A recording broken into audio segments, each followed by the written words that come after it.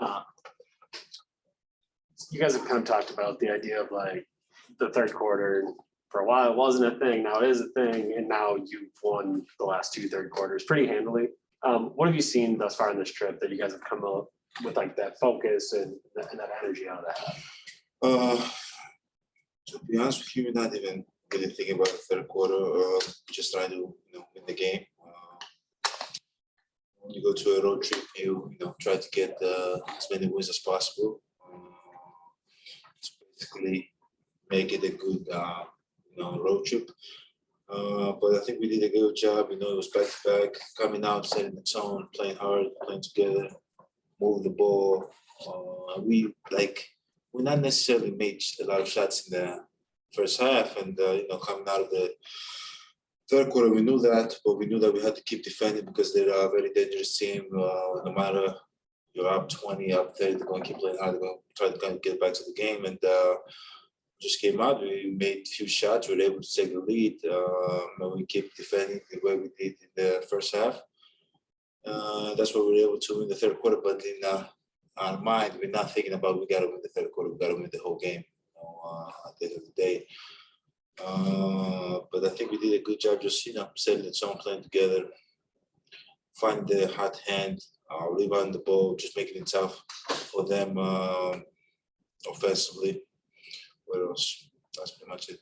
I know you guys don't really believe in like statement wins, like a specific game, like winning that one. Like that's not really something that you guys have made like a big deal out of over the years. I'm curious, like the 7-game stretch before the All-Star break. That's like a time where teams get tired, they don't want to play, they start thinking about the All-Star break. Like, can it be a statement to the rest of the league that like if you guys finish this strong, like yeah, like we're feeling ourselves? Like, do you guys think about that at all?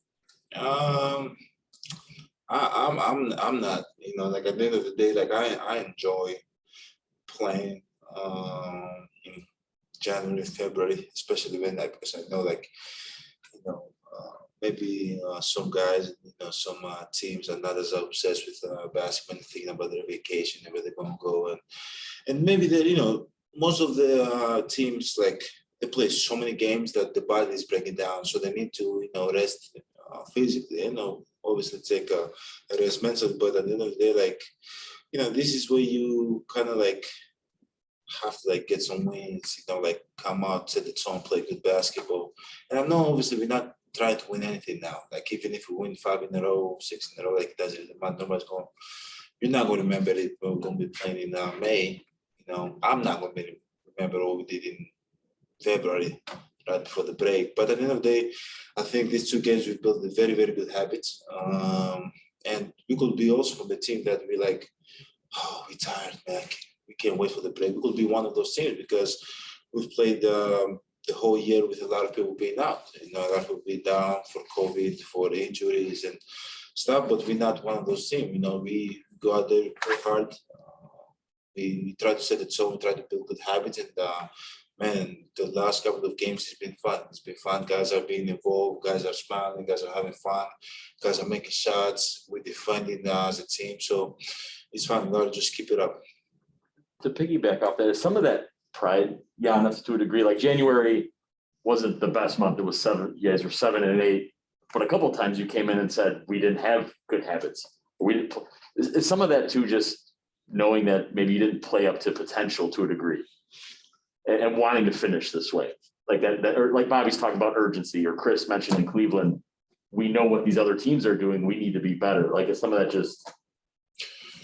For me personally, I like try not to think as much as other teams. Try to focus on ourselves as much as possible. Don't take that attention out of ourselves, because at the end of the day, like we have to do our job in the best possible way. Like we have to make shots, we have to defend, we have to rebound. Like other teams not gonna help us do our job any easier. But yeah, we have to keep building good habits.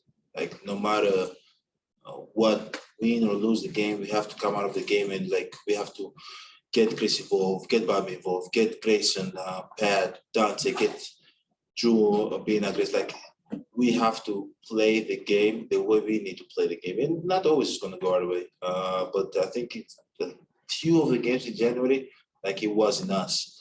You know, like we, no matter if we score 100 points, 130 points, 90 points, we defend. You know, and when we go through a game and we don't defend it, the other team score 120 points. Like, even if we won, you know, like it was where we asked that game. It wasn't, you know. So at the end of the day, we have to be us as much as possible.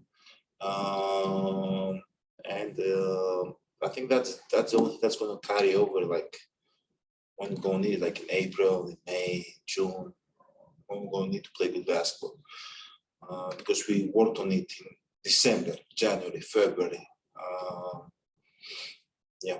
What did it feel like to see Greg walk in? Not just because you know him, but also another big guy. I thought it was weird. You know, like I've been off social media, so I kind of like sometimes don't know what's going on. I don't know who's being traded away and all that. I don't know. You know, I came today and I saw guys from Portland being here, and you know, like I was like, "What's going on?" You know, so especially with Greg, like once you walked in the bus, and, you know, the guys thought like, "Oh, we got him." But, you know, I'm happy for him. I was following, obviously, his career when he was playing overseas in Kimki and Bayer. It's good to just see a familiar face, and you know, I know how to play with him. I've played with him for 2-3 years, and he can help the team. He can give Bobby a break, and he can definitely help the team move forward. Bus was a time machine, huh? What? The bus was like a time machine. All Yeah. of a sudden, like, oh, Greg's here? Like, Greg. Yeah, how does it change at all? Same Greg. Other questions?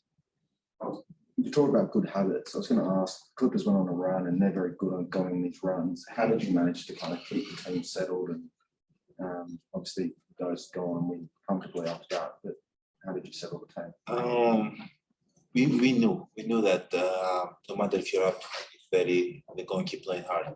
Like we knew that, and we was trying to like, hey, don't be sloppy, don't get sloppy, don't try to hit the home run shot. You know, just keep grinding, keep making the right pass, keep driving the ball, keep getting the paint, keep looking for the open shot, keep defending as hard as possible. You know, to not let your foot off the gas. And obviously, like they came back to like 11 points. I'm not sure, but I think Drew and BP, you know, had great plays down the stretch. Pat had a big three down the stretch. You know, that helped us keep that lead. You know, helped the team to keep going. Thank you. Okay. Why did the football coach went to the back? You guys know why? Why did the football coach go to the back? Yeah, go to the bank. Bank. Okay. To get his quarterback.